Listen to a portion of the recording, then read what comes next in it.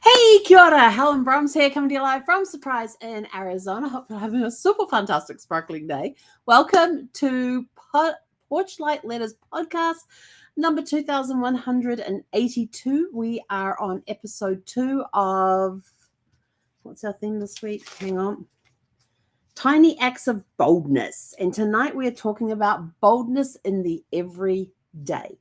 But before I get started, I am super, super excited today because I went to clear my mailbox today and this was sitting in my mailbox. What is this? It is a we did a postcard campaign on, I placed the order on Thursday. All these postcards went out on Friday and we already have people scanning the QR code on the back and going in and voting for either Tui or Brody for their version of the song The Best Me I Can Be. So I have to say, it has been actually quite fun because I get a text message every time this gets scanned. And what's really cool is it tells me who scanned it. So I know where these people live. And what has amazed me is that they're coming in from all over the place. We've had California, Oregon, Utah, Arizona, Florida, Colorado, Nevada. Where else did I see it from? Maryland, Virginia, New York.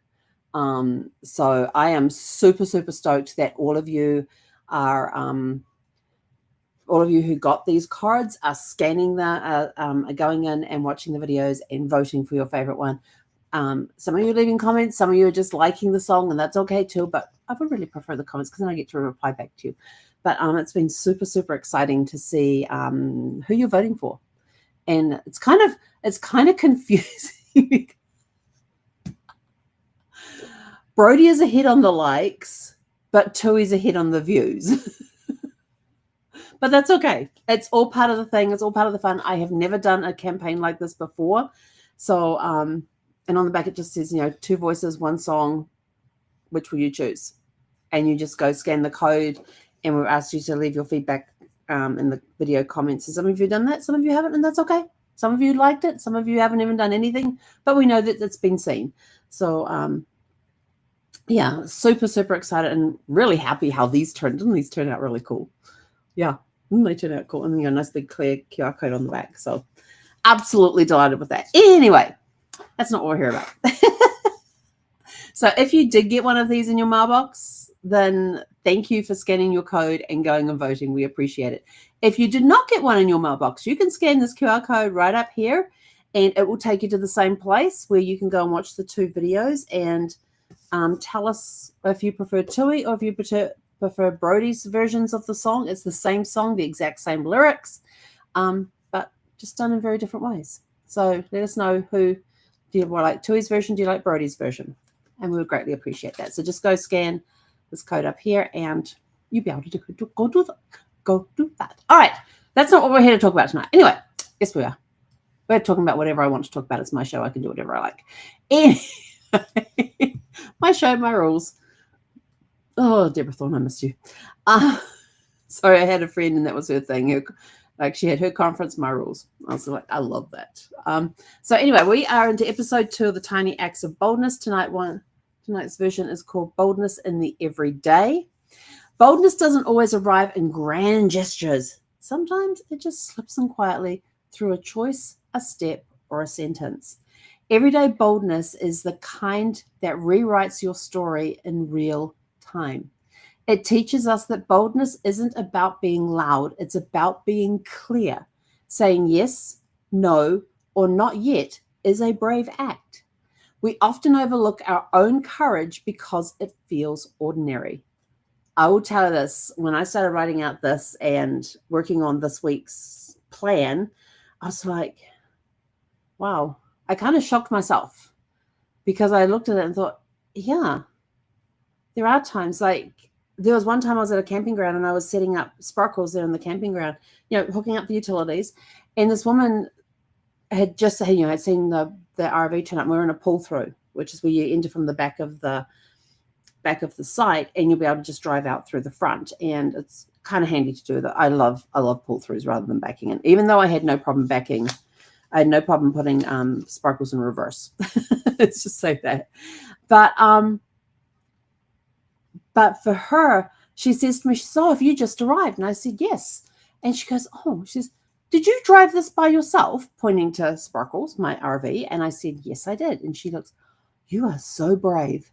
And I'm just sitting there thinking, I just drove a vehicle. What's brave about that? But to somebody out, to me, it was ordinary. To me, it felt great. But it probably did take, when I thought about it later on, it probably did take some courage to actually drive that vehicle in the traffic and wherever we were going.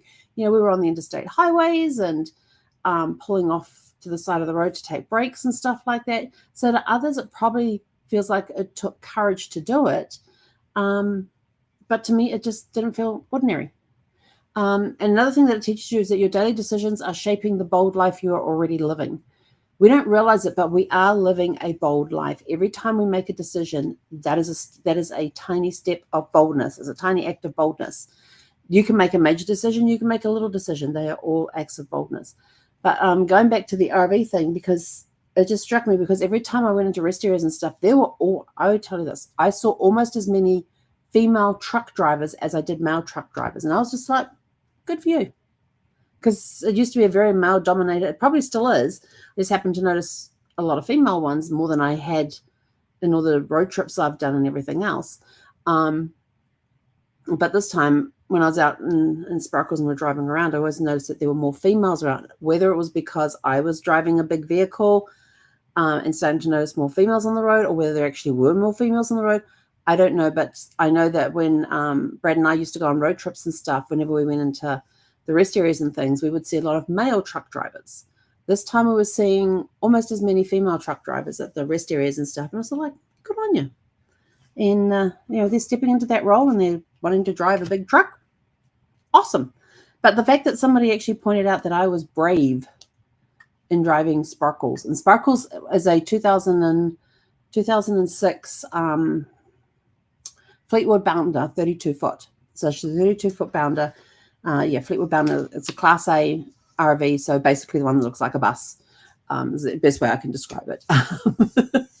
Doesn't have the engine out front. You're sitting right there, basically on top of the engine, straight down. You do have a little bit of a dashboard. That was Zeffie's favorite spot on the RV, was on the dashboard, laying on the dashboard and watching the world go by. It was her favorite, and that's where she would do her patrol from. She would tell me when people were walking by. She'd tell me when other dogs were walking by. She'd tell me when deliveries had turned up. That was her favorite place to be, except when we were driving. She could sit in the co-captain's chair and she'd just kind of like sit back and lounge in it and watch the world go by and whine as we're weaving our way out of the campground, because when we arrived at the campground, I'd go and get checked in. And then at that point, she was allowed up on the dashboard as long as she laid down, because I still needed to see my side mirror. And we were doing like less than 10 miles an hour through the campground to get to our site. And so she couldn't understand why we're going slow. Why can't I be on the dashboard? And so she would whine about it the whole way till we got to the gate. And then I'd put my foot down and would speed up. And she'd just sort of like sit back and go, okay, we're good now. So what happens when you stop waiting for a right moment and act from alignment? You give yourself credit for the small but meaningful choices. You become aware of your own capacity for resilience. You realize courage often looks like consistency. And it does. Courage often looks like consistency. Do you have the courage to be consistent about something? I'm usually all over the place with things. And I guess that's why I like my business mentor, Casey, because we're very much alike in a lot of ways. And I'm not one thing, one focus. My focus is scattered all over, but that's how I work the best. And yes, I do have and even though I'm all over the place, I do have a consistency about it. In the way that I approach things, I have a consistency there. Even though my brain is all over the place and wanting to do 10,000 things at once, I still have a consistency. I have a daily method of operations. When it comes to going to bed at night, I have a routine. So I have these different routines, and that's what keeps me consistent and able to focus on multiple things, and not just be. Some people have to focus on one thing and follow it through to completion. I get that. Brad was like that. He had to focus on one thing. If he it annoyed him, he would have a conversation about things and we'd be talking about the business and stuff, and I would be all over the map. Like, I had my checklist of what I wanted to cover, and it didn't matter what order I got it. We actually had an agenda, and he was like, let's start at the top and work our way down. Me, I was like, no, I want to talk about this one now. All over the place. But hey, we made it work. We made it work. How we carry forward is that we honor the quiet bravery that's already part of our day. Look for the moments you showed up when you could have stayed silent. Think about times when you're in a situation and rather than staying silent, you actually showed up and gave voice instead of just sitting in the back going, I don't want to. I'm not going to say nothing. Celebrate the choices you made without applause. So give yourself a pat on the back for those sorts of things. For your legacy connection, the bold life you live doesn't need to be big to be seen. The ripple of your everyday courage reaches further than you know. Those watching may be learning how to be brave by simply watching how you move through your day.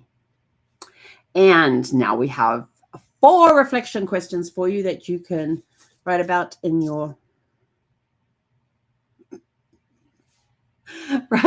porch reflection journal. I'm sorry. The questions are in the what was that over there?